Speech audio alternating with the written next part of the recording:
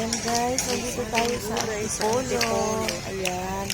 At dito marami tayong mabibiling gulay dito pala.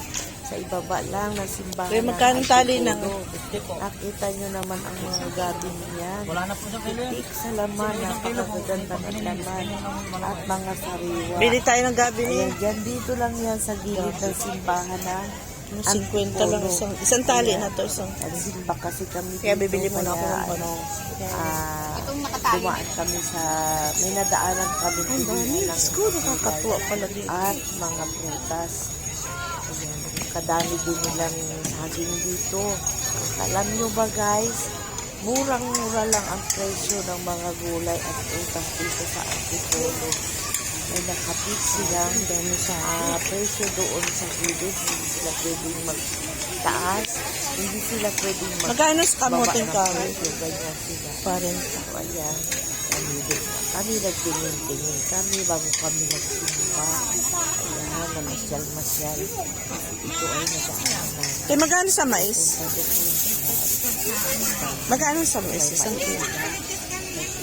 Magkano isa sa isang kilo? Mamaya ay bibili kami yan bago kami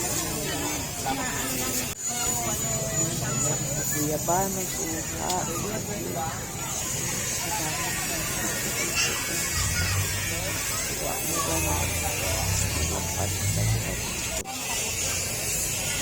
talong nila napakakita bagong ani, bagong harvest ang mga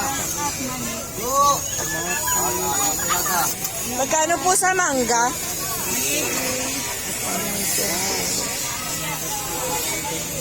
Kamatis.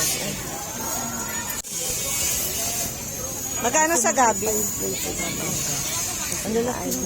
Bili tayo mamaya pagkalabas natin sa simbahan. Bili lang tayo ng ano, lagayan. 50. Ganda oh. Kaya nga. Naglalakad na nga kami papunta kami ng simbahan. Ang balak namin, bago kami uuwi, ay bibili kami ng kung anong magustuhan namin dyan. Lakad-lakad, tanaw-tanaw sa mga paligid. Dito na tayo? Papunta na kami ng simbahan. Malapit lang yan dyan sa bilihan ng kulay. Malapit na kami sa bungad ng simbahan.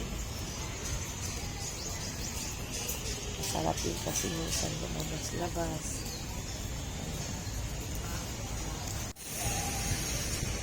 Kami.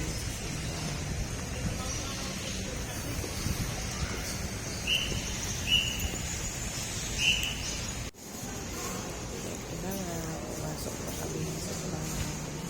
At dito siyempre, ayaw na madami na kaintin. Nagpasalamat sa ating Panginoon kasi ay birthday na.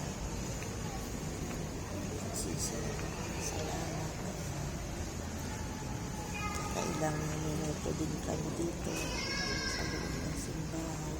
Ayan ang simbahan ng Antipolo. Maganda ng loob. Kaliwalas na ito na simbahan ng Antipolo.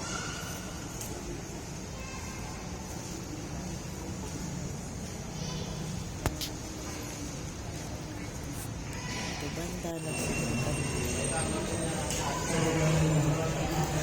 Ito mga at ito mga pabalik paulit na kami dumaan sa pagbibihan